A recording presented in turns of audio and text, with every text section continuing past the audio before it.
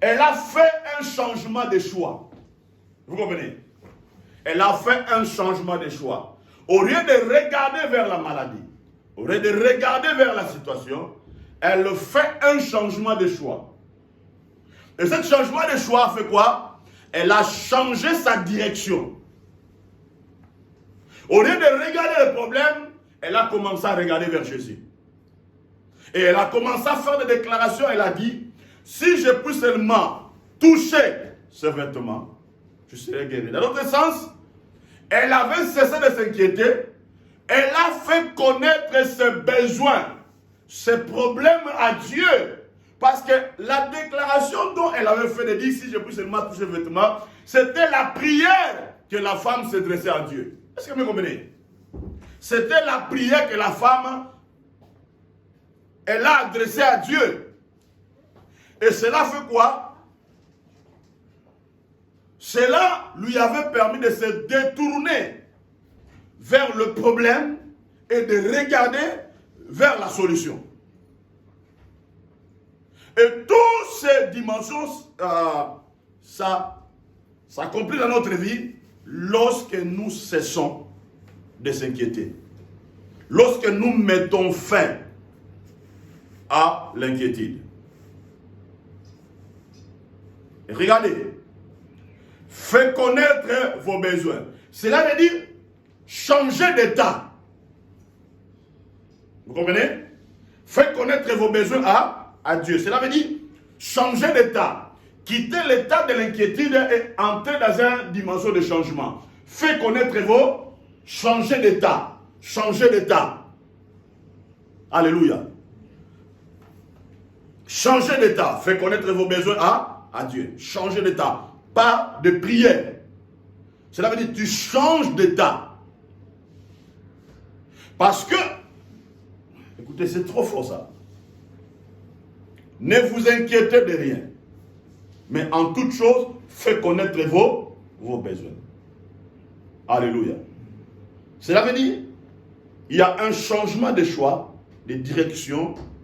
Tu te détournes des problèmes.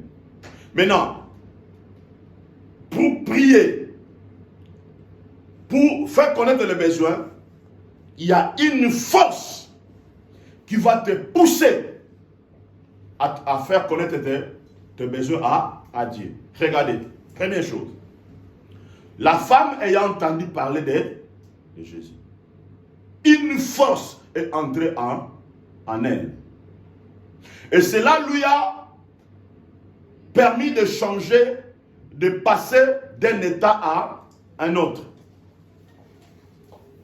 Et une force de cette parole a poussé la femme de bouger. Donc, il y a ce qu'on appelle le changement d'état. Lorsqu'elle quitte l'inquiétude pour entrer dans la dimension de la foi, il y a un changement d'état qui prend place. Il y a une énergie puissante, spirituelle et physique qui va prendre place. Qui va changer même tes déclarations. Qui va changer même ton langage.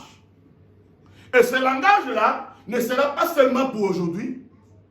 C'est comme s'il y a un logiciel qui s'installe dans ton cerveau et qui commence à te guider tous les jours. Et lorsqu'il y a un problème, lorsqu'il y a un virus qui est l'inquiétude qui arrive, et ce logiciel-là te met un jour pour te dire que Dieu est avec toi. Alléluia. Qui te dit, prie, tu n'es plus comme avant. Alléluia. Ton Dieu est capable. Lisons un peu cela. Lisons Matthieu chapitre 6. Lisons Matthieu chapitre 6.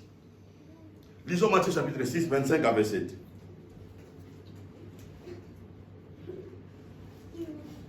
Matthieu 6.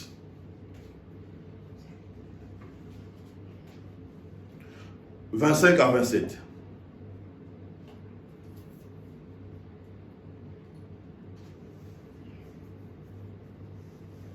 Matthieu 6. 25 à 27. Je vais lire rapidement. C'est pourquoi je vous dis, ici c'est Jésus qui déclare, c'est Jésus qui parle ici. C'est pourquoi je vous dis, Ne vous inquiétez pas pour votre vie, de ce que vous mangerez, ni pour votre corps, de quoi vous serez vêtis. La vie n'est-elle pas plus que la nourriture, les corps plus que le vêtement? Regardez les oiseaux du ciel, ils ne sèment ni ne moissonnent, et ils n'amassent rien dans les greniers. Votre Père Céleste les nourrit. Ne valez-vous pas beaucoup plus qu'eux? Qui de vous, par ses inquiétudes, peut ajouter une coudée à la durée de sa vie? Maintenant ici, c'est Jésus qui parle. Alléluia. Il a parlé de besoins, il a parlé de la vie, il a parlé de corps. Vous comprenez? Il a parlé de toutes ces choses-là. Ne vous inquiétez pas de votre vie, de ce que vous mangerez, ni de votre corps. Ça veut dire, toutes ces choses-là, lorsque vous faites confiance à Dieu, lorsque tu dis, Seigneur, je vais te servir sans inquiétude, tu changes la direction, il y a un changement de choix dans ta vie. Tu regardes vers Dieu. Ce qui va se passer, Dieu prendra soin de toi. Alléluia. La paix qui surpasse toute intelligence gardera votre cœur et gardera votre pensée. Et voilà pourquoi Dieu nous recommande, il nous dit de ne pas s'inquiéter. Mais de faire quoi? De faire connaître nos besoins. Alléluia. De faire connaître nos besoins. Cela veut dire, lorsque tu mets fin à l'inquiétude et que tu t'engages à faire connaître tes besoins à Dieu, dans d'autres sens, tu entres dans un état de piété. Tu entres dans un état de piété. Parce que les inquiétudes polluent notre esprit. Les inquiétudes amènent l'impureté dans notre esprit. Donc Dieu n'est pas d'accord avec ça. Mais lorsque nous cessons de s'inquiéter, nous entrons dans un état de piété. Je vais expliquer, c'est clair. Regardez. Lorsque Bartimée ayant entendu que Jésus passait, il était dans le problème, n'est-ce pas? Mais lorsqu'il a déclaré, fils de David, aie pitié de moi, Bartimée, il était entré dans un état de piété. Dans d'autres sens, il n'était plus aveugle. Parce que l'illumination n'avait plus place dans son esprit de comprendre que c'est Jésus qui guérit les aveugles. Quelque chose de puissant a été activé en lui. Est-ce que vous me comprenez? La piété avait plus place, bien aimé. Et j'aimerais que cette année, bien aimé, quel que soit le problème, quelle que soit la situation, Dieu nous dit de ne pas s'inquiéter. Que lui-même, il est capable. Mais nous, comme ses enfants, nous devons activer ça. Alléluia. Deuxième chose. Ce changement d'état active la volonté. Active la volonté. La volonté de faire quoi? De toujours, de continuer à faire, révéler tes besoins à Dieu. Toujours. Ça active la volonté. La volonté de dire que non, Dieu est capable. La volonté de dire que Dieu peut faire. La volonté de dire, la volonté de dire, la volonté de dire, la volonté de dire. La volonté de déclarer. Troisième chose, ça va activer à quoi? L'amour. L'amour pour Dieu. L'amour de faire confiance à Dieu. Amen. Maintenant, deuxième point, ou deuxième chose, garder ta foi d'avant, qu'il soit active devant chaque situation. Gardez ta foi d'avant, qu'il soit actif devant chaque situation. Nous allons lire Daniel. Daniel chapitre 6, verset 10. Daniel chapitre 6, verset 10. Daniel 6.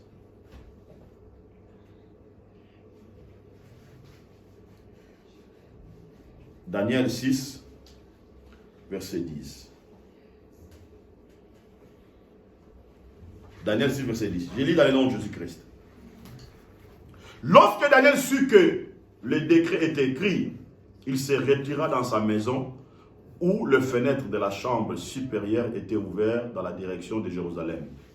Et 3 fois les jours, il se mettait en genoux, il priait, il louait son Dieu comme il le faisait auparavant. Le mot qui m'intéresse ici, comme il le faisait auparavant. Maintenant, le décret a été donné. Celui qui ne va pas adorer le statut, celui qui ne respectera pas le loi ou le décret qui a été publié par le roi, il sera tué ou jeté dans la fosse au lion. Or, Daniel, lui, il louait le Dieu vivant. Et n'oubliez pas, Daniel, il était important dans le gouvernement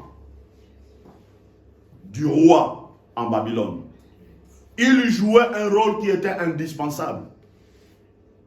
Alléluia. Maintenant, lui-même le roi, il était ignorant. Il ne savait pas que ce décret-là qui a été donné, c'était une piège. Ce décret-là visait qui? Daniel. Alléluia. Mais lorsque un décret comme ça arrive, bien aimé, ça touche quoi? Ça touche ton cœur. Ça touche ta divinité. Ça touche ça touche la divinité de ton Dieu, n'est-ce pas? Maintenant, la Bible déclare, lorsque Daniel a su ça, il se retira dans la maison. Maintenant, écoutez, où le fenêtre de la chambre supérieure était ouvert dans la direction de Jérusalem. Jérusalem, c'est la ville de Dieu. Vous comprenez? Jérusalem, c'est la ville de Dieu. Jérusalem, c'est la ville de la promesse. Donc Dieu avait promis que l'Esprit de Dieu va descendre. Maintenant, Daniel, sa focalisation, dans l'autre sens, était vers Dieu. Amen. Dans l'autre sens, il a ouvert la fenêtre de son esprit vers la présence de Dieu. Dans l'autre sens, il a ouvert son esprit pour faire confiance à Dieu. Et la Bible déclare, il priait 3 fois. Les jours, il se mettait à genoux, il priait et louait son Dieu comme il le faisait auparavant. Cela veut dire, sa foi d'avant était active devant le problème qui était arrivé ou devant le problème du futur. Bien aimé, c'est ça ce que Dieu nous demande. Cela veut dire d'activer ta foi d'hier au problème d'aujourd'hui. Est-ce que vous comprenez? Cela veut dire que le problème, que les situations ne viennent pas changer ta position de foi que tu as placée en Dieu. Parce que lorsque le problème change ta foi ou ta position, bien aimé, tu peux perdre beaucoup de choses. Tu peux perdre beaucoup de choses. Tu peux perdre des bénédictions. Tu peux éloigner la grâce de Dieu dans ta vie. Donc, gardez ta foi d'hier. Ta foi qui t'a donné la victoire hier, tu vas le garder pour toujours. Parce que normalement, la foi doit s'augmenter du jour au jour. Notre foi ne peut pas diminuer. Notre foi doit être progressive devant chaque situation. Mais qu'est-ce que nous constatons aujourd'hui? Souvent, lorsque nous sommes devant les difficultés, souvent nous doutons et nous n'utilisons pas notre foi qui nous a donné la victoire hier. Alléluia. Tu commences à voir c'est comme si Dieu est incapable. Tu commences à voir si, ah non, je des factures, tout ça. Dieu me demande de faire ça. Non, je vais dire à Dieu d'attendre d'abord. Tout ça, je voulais faire ça. Non, tu dis à Dieu, tu fais attendre Dieu. Là, bien aimé, c'est un problème pour toi. Or, cette année, comme j'avais dit, Dieu nous a dit, ça sera pour nous une année de miracles, n'est-ce pas? Et nous devons garder notre foi d'hier, nous devons le garder, pas l'adapter, mais nous devons le garder pour toujours. Et que cette foi-là puisse se croître du jour au jour. Et c'est ça ce que Dieu nous demande. Et Daniel, la Bible déclare, Daniel a gardé sa foi. Il a fait les choses comme il le faisait auparavant. Comme il le faisait auparavant. Maintenant, regardez ce que tu faisais auparavant. Est-ce que tu le fais aujourd'hui? Regardez les déclarations prophétiques de foi que tu déclarais avant. Est-ce que tu le fais aujourd'hui? Est-ce que tu le fais aujourd'hui? Ce qui a conduit Daniel à vivre la gloire de Dieu et qu'on puisse encore le lever en Babylone et que son Dieu soit adoré, c'était la position de foi que Daniel avait. Alléluia. Il a gardé ces dimensions-là et ces dimensions-là lui a propulsé à un niveau élevé. Lui a propulsé à un niveau élevé. Amen. Écoutez, n'attendez pas de changer les choses dans ta vie lorsque tu auras beaucoup d'argent. Je vais reformuler ça dans l'autre sens. N'attends pas de se sentir riche quand tu auras beaucoup d'argent. Sens-toi riche, même lorsque tu es dans les positions de manque. La Bible dit ceci. Si tu es fidèle dans les petites choses, Dieu te confiera des grandes choses. Donc, tu dois d'abord te sentir riche, même dans le tas de manque. La femme qui avait la perte du sang, elle a dit, si je puis seulement toucher ses vêtements, je serai guéri. Donc, elle a senti la guérison. Elle vivait la guérison avant que la guérison puisse se manifester. Si tu vis dans cet état-là, il y aura la force qui va commencer à te pousser pour continuer à progresser, pour continuer à avancer. Alléluia. Te permettra, bien aimé, de continuer à bouger. Troisième chose, éviter l'isolement. Éviter l'isolement. Parce que l'isolement enlève l'espérance en Dieu. Beaucoup de gens s'isolent, même spirituellement et physiquement. Parce qu'ils traversent des problèmes. Parce qu'ils traversent des situations. Ma soeur, mon frère, pourquoi tu es comme ça? Oh non, parce que j'ai des problèmes. Oh non, parce que j'ai des situations. Pourquoi tu ne pries pas? Pourquoi tu ne viens pas à l'église? Ah, il y a tant de problèmes. Il y a tant de situations. Il y a beaucoup de choses qui se passent. Alléluia. L'isolement enlève l'espérance à Dieu. Tu dois être libre au niveau de l'esprit. Bien aimé, nous devons s'opposer à l'esprit de l'isolement. Tu dois t'opposer à ça. L'isolement enlève l'espérance à Dieu. Deuxième chose, il vole l'esprit de la persévérance.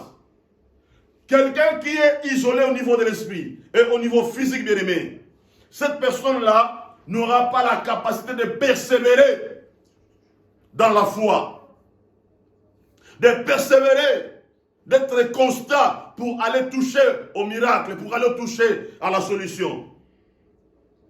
Troisième chose, l'isolement vole la vie de prière et la vie de la méditation de la parole. Parce que lorsque tu es isolé au niveau de l'esprit, bien-aimé, la vie de prière, la vie de la foi, l'espérance, tout ça sera volé. Parce qu'il y a l'isolement au niveau de ton esprit. Alléluia. Parce qu'il y a l'isolement au niveau de l'esprit. Alléluia. Quatrième chose, ne deviens pas le victime d'une situation. Amen. ne devient pas, la victime d'une situation. Alléluia. Ne devient pas la victime d'une situation. Écoutez, il y a beaucoup de gens. Lui-même, il est déjà victime. Vous comprenez? Mais il voulait te victimiser en créant un problème. Dans d'autres sens, il est victime. Il voulait maintenant s'introduire dans ta vie pour te rendre aussi victime. Maintenant, toi, ne deviens pas la victime parce que quelqu'un qui est victime, qui voulait aussi te victimiser. Je ne sais pas si j'ai bien parlé. Pourquoi je le dis? Parce que beaucoup de gens disent, si je suis comme ça, c'est à cause d'un tel frère. Je suis comme ça à cause de l'église. Je suis comme ça, c'est à cause de mon papa. Je suis comme ça à cause de ma mère. Donc cela veut dire, toi, tu deviens victime à cause que quelqu'un avait dit ça. Et cette personne lui-même, il est victime par rapport à une situation. Et toi, tu voulais assumer la conséquence, amen, de son état. Non, tu dois refuser ça. Est-ce que vous comprenez? Tu dois refuser ça. Jésus à la croix, il ne se sentait pas victime à cause du diable. Parce que le diable lui-même était déjà victime. Parce qu'à la croix, on lui a injurié, on lui a humilié. Mais Jésus n'a pas dit non, moi je ne suis pas victime. Amen. Je ne suis pas victime. Et à la fin, il a dit, tout est accompli. Bien aimé, on a beaucoup de gens, bien aimés, beaucoup de gens. Je vais vous donner un exemple simple. Quand quelqu'un veut se rebeller, il prépare sa rébellion, n'est-ce pas? Donc cela veut dire qu'il conçoit lui-même tous ces problèmes-là, il conçoit ça. Maintenant, qu'est-ce qu'il va faire? Il va chercher maintenant la victime. Il crée maintenant. Maintenant, vous aussi, si vous manquez le discernement, vous manquez la sagesse, tu vas dire, ah non, il m'a fait du mal, il a fait comme ça. Non, lui-même, il était déjà victime. Il a créé une situation pour que vous aussi, vous soyez victime. Parce qu'il est déjà blessé dans son cœur, il voulait créer la blessure dans ton cœur.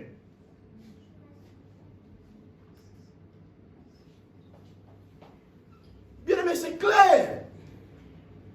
C'est clair. J'ai déjà parlé avec un frère. Je ne peux pas citer son nom. Il venait à l'église, tout ça.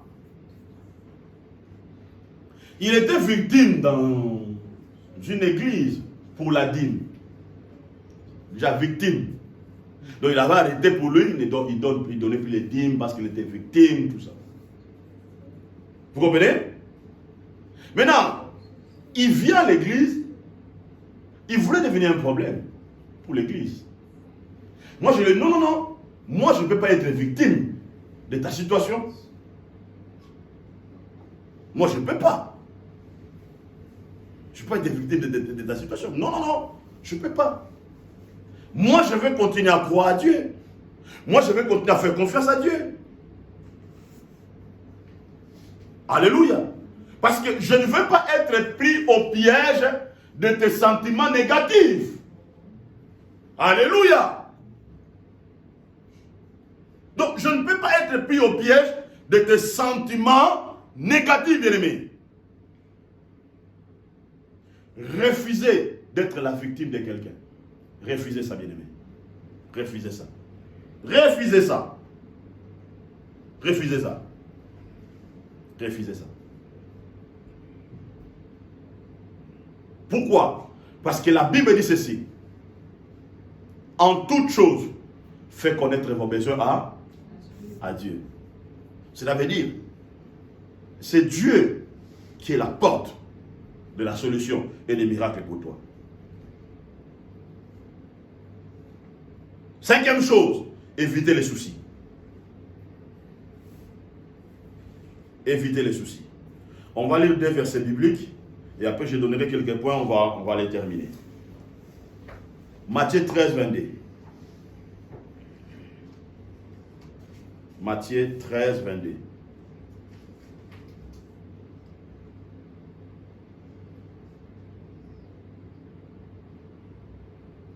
Matthieu 13, 22.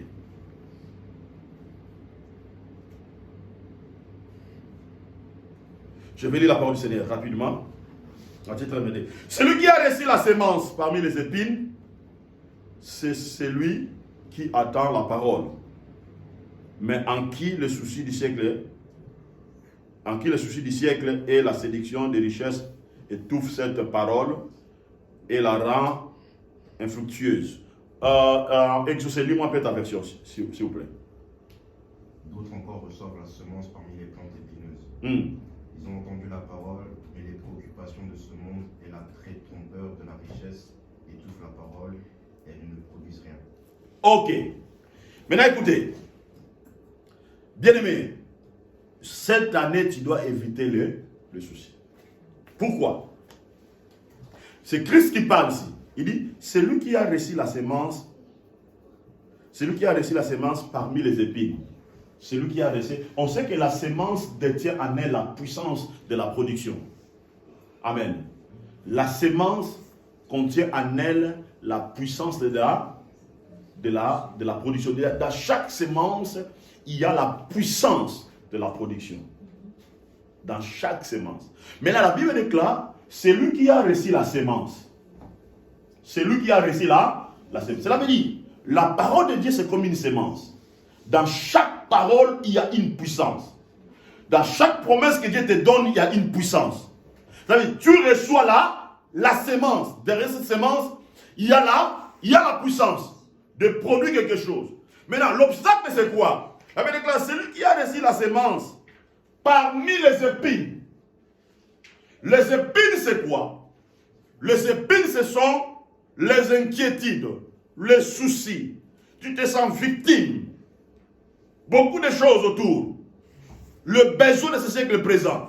Donc cela veut dire, tu reçois la sémence, mais cette sémence-là, qui détient en elle la puissance des produits, trouve en toi des préoccupations, trouve en toi des épines, c'est-à-dire des inquiétudes, tout ça. La parole vient entre, cette parole-là est puissante. Mais les épines viennent quoi? Il détruit la force, la puissance de cette parole. Alléluia. Il détruit la puissance de la transformation. Il détruit la puissance qui peut te faire passer d'un état à un autre. Il détruit ça. La Bible déclare, c'est celui qui attend la parole, mais en qui les soucis du siècle présent. En qui les soucis. Amen. Le souci. Les soucis.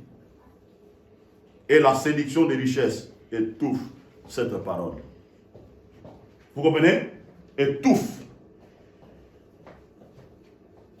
Étouffe. Et le rend infructueuse. Il le rend improductif. Est-ce que c'est fort? Est-ce que vous comprenez ça? C'est très fort ça.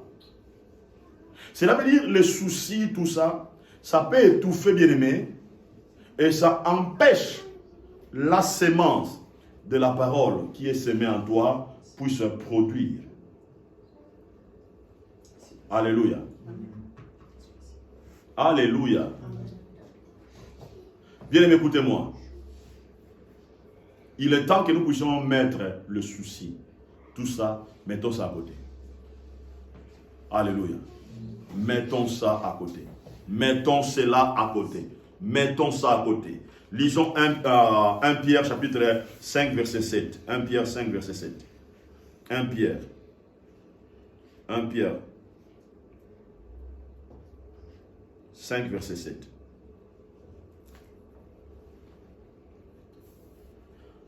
Je vais lire après, Exaucé va lire aussi à sa version. Je lis dans le nom de Jésus-Christ. Déchargez-vous sur lui de tous vos soucis, car lui-même prend soin de vous. Exaucé. C'est la même chose. C'est la même chose. Ok, écoutez.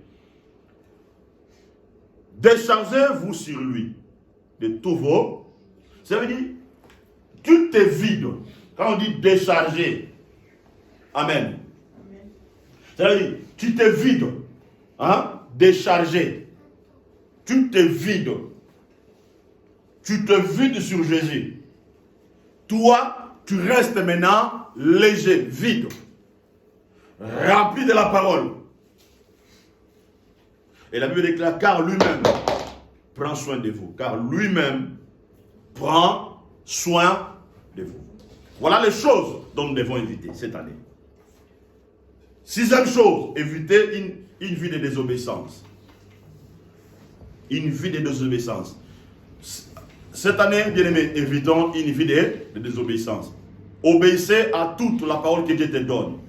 Tous les directives, écoutez Dieu, obéissez. 7e chose, ne soyez pas négligents. Amen. Ne soyez pas négligents. Ne néglige pas toute la sémence, toute la parole que Dieu te donne. 8e chose, ne soyez pas rebelles spirituellement. Amen. Ne soyez pas rebelles spirituellement. Lorsque Dieu te dit une chose, ne te rebelle pas. Dis Seigneur, j'écoute, j'obéis. Parce que cette année, je voulais vivre le miracle dans ma vie. Cette année, je voulais décoller. Cette année, je voulais avancer. Voilà les 8 choses dont nous devons éviter. Il y en a plus. Mais toutes ces choses-là, nous devons éviter cela. Amen. Nous devons éviter cela. Je pense que ça, c'est le parti D de vidéo. Normalement, on aura 2 parties de vidéo. Donc, tu dois suivre le parti 1 et tu dois suivre le parti D. Il y a plusieurs choses. Parce que c'est moi ici, Dieu m'a donné les choses dont je vais parler qui nous permettra de bien décoller, de mieux avancer dans cette année 2023. Que le bon Dieu vous bénisse.